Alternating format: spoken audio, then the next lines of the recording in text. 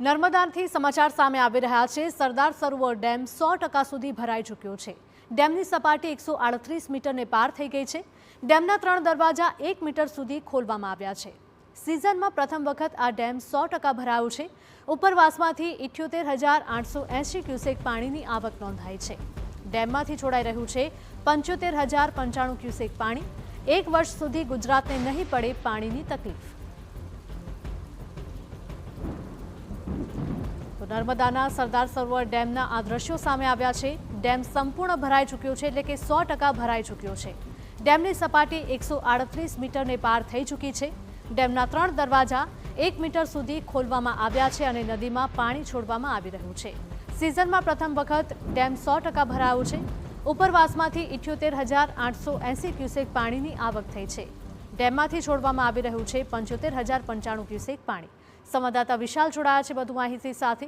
વિશાલ, સરદાર સરોવર ડેમમાં પાણીની સતત આવકના લીધે ડેમ ઓવરફ્લો થયો છે।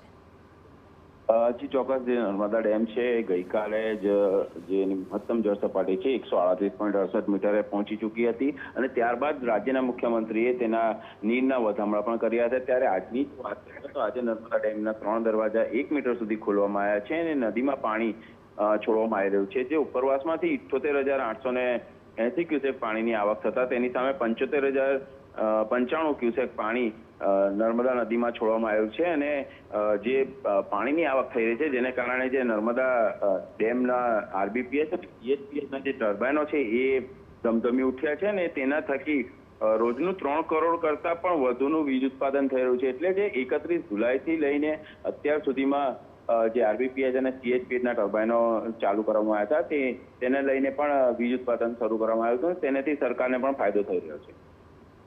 બિલકુલ, માહિતી બદલ આપનો આભાર વિશાલ। તો ઉપરવાસમાંથી પાણીની સતત આવક થઈ રહી છે અને તેના લીધે જ આ ડેમ છલોછલ ભરાયો છે। 100% સંપૂર્ણ ડેમ ભરાતા તે છલકાયો હતો।